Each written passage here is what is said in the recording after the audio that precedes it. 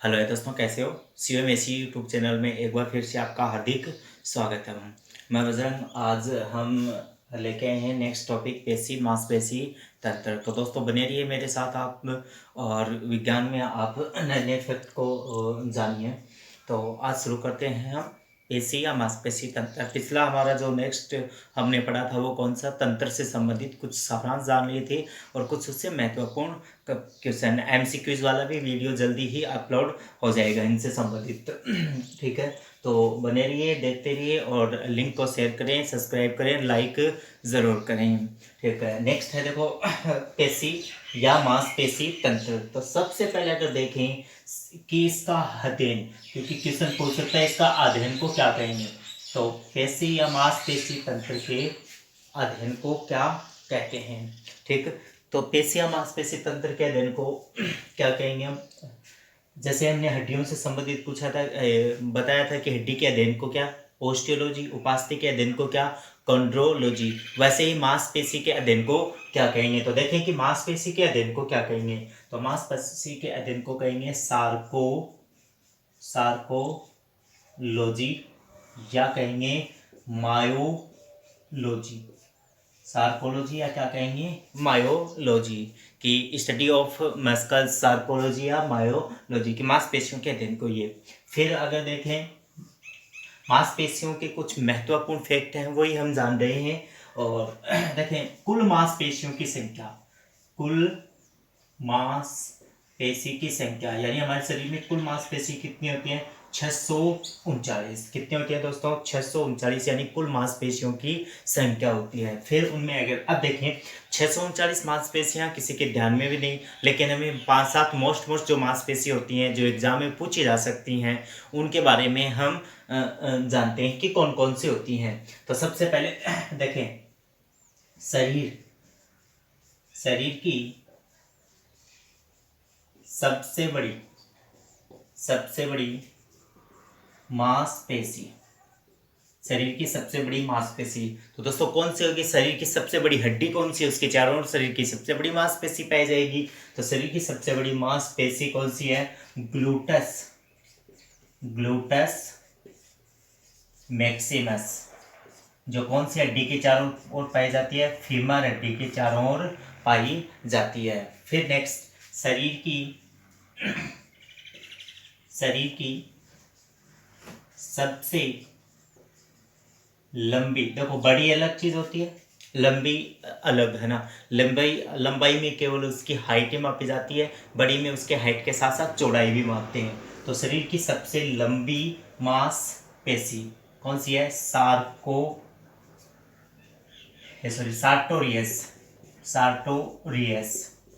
Sartorius कहाँ पर पाई जाती है, तो ये भी फीमर के चारों ओर पाई जाती है। नेक्स्ट देखें शरीर की सबसे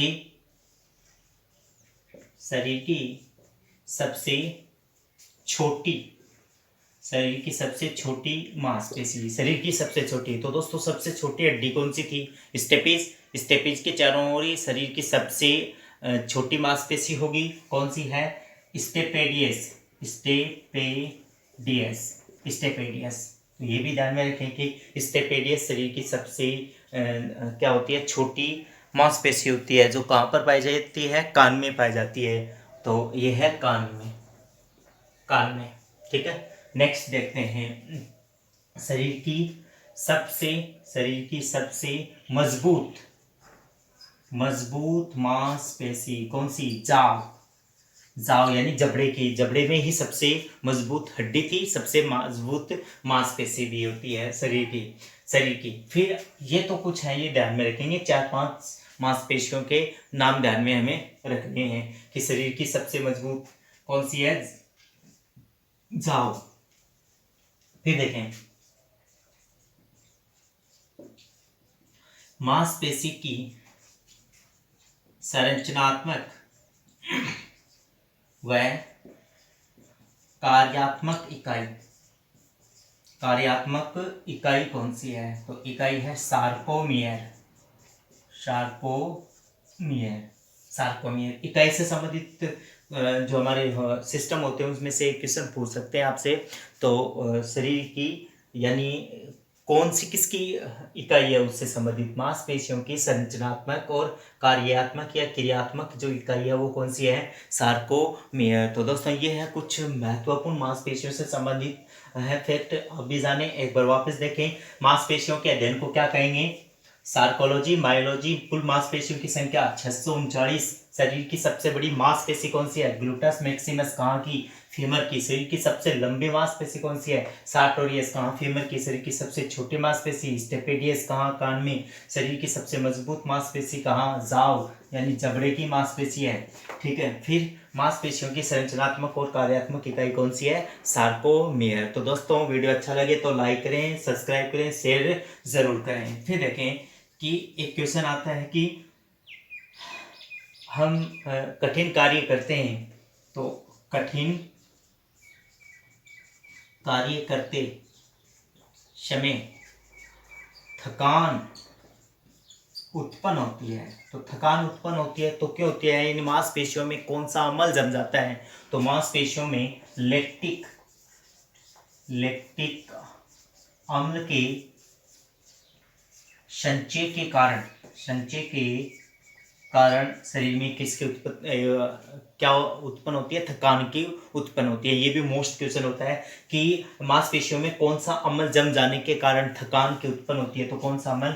लैक्टिक अम्ल जम जाने के कारण के क्या उत्पन्न होता है? थकान की उत्पत्ति होती है। तो दोस्तों ये है मांसपेशियों से संबंधित। अब इनके प्रकार और देख लेते हैं कि मांसपेशियां जो होती हैं वो कितने प्रकार की होती हैं। तो अब देखें कि इसके में मांसपेशियों से संबंधित कि मांसपेशियां 3 प्रकार की होती हैं। कौन कौन सी होती है और कहाँ कौन सी मांसपेशी पाई जाती है? क्योंकि क्वेश्चन वहां से भी तो बन सकता है कि कौन सी मांसपेशी कहाँ पर पाई जाती है।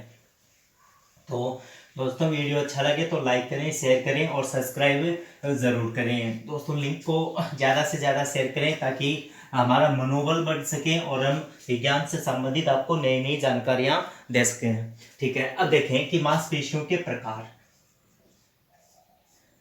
कितने प्रकार की होती हैं? 3 प्रकार। सबसे पहले नंबर 1 कंकाली पेशी। नंबर 2 आंतरिक पेशी। और नंबर 3 हृदय पेशी। यानी 3 प्रकार की होती हैं। अब देखें सबसे पहले कंकाली पेशी कौन सी होती है? यानी हमारे कंकाल तंत्र के चारों ओर पाई जाने वाली मांसपेशी क्या कहलाएंगी? कंकाली पेशी कहलाती हैं। तो कंकाल तंत्र के चारों ओर अगर ये देखें तो हमारी हड्डियों में, यानी हड्डियां कंकाल तंत्र का अधिकांश भाग है, तो अधिकांश तक कौन सी होती हैं? यानी कुल मांसपेशी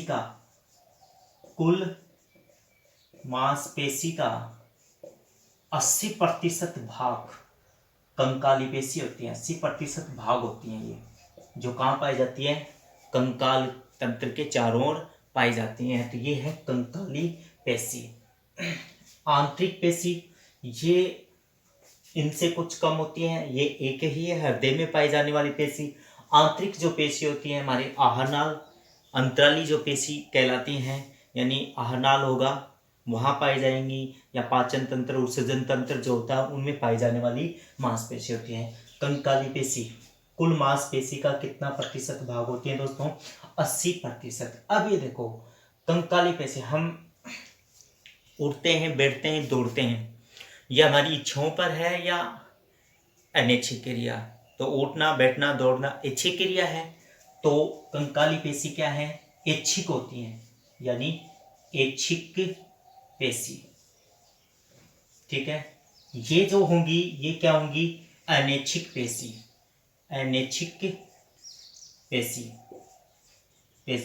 क्यों? क्योंकि उदाहरण अगर देखें तो पाचन तंत्र, उत्सर्जन तंत्र यानी आहारनाल, श्वसन तंत्र, जनन तंत्र आदि आंतरिक अंगों में पाई जाती हैं। सभी क्या है? अनिच्छिक क्रिया। तो कौन सी कहलाई? अनिच्छिक पेशी कहलाई।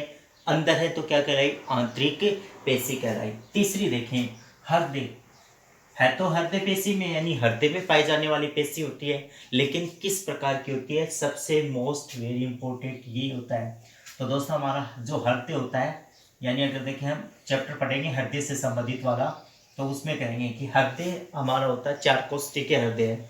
उसमें अगर देखें तो इस प्रकार से ये यानी रेखाओं के रूप में होती हैं।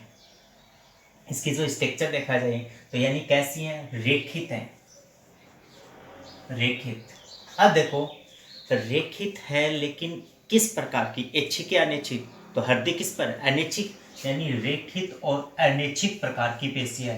और ये क्वेश्चन बहुत बार पूछा जाता है कि हृदय पेशी किस प्रकार की होती है। तो किस प्रकार की होती है दोस्तों, रेखित व अनैच्छिक पेशी होती हैं। तो रेखित और अनैच्छिक पेशी होती हैं कौन सी, हृदय पेशी। एक बार वापस देखें, कंकाल पेशी, कंकाल तंत्र के चारों ओर पाई जाने वाली पेशी कुल मांसपेशियों का कितना प्रतिशत, 80%। किस प्रकार की होती हैं, ऐच्छिक पेशी होती हैं। फिर दूसरा आंतरिक पेशी यानी शरीर के अंदर पाई जाने वाली पेशी जो अनैच्छिक पेशी होती है, पाचन तंत्र, उत्सर्जन तंत्र, श्वसन तंत्र और जनन तंत्र। हृदय पेशी, हृदय में पाई जाने वाली पेशी होती है रेखित और अनैच्छिक। ये है एक और मोस्ट फैक्ट होता है, सबसे व्यस्तम पेशी कौन सी है? तो सबसे व्यस्तम अंग ही हृदय है, तो हृदय पेशी सबसे व्यस्तम ही होगी, हृदय पेशी, हृदय पेशी। तो दोस्तों ये है मांसपेशियों से संबंधित महत्वपूर्ण कुछ तथ्य से। ठीक है, तो वीडियो अगर अच्छा लगे तो लाइक करें, शेयर करें और सब्सक्राइब ज़रूर करें। Thank you.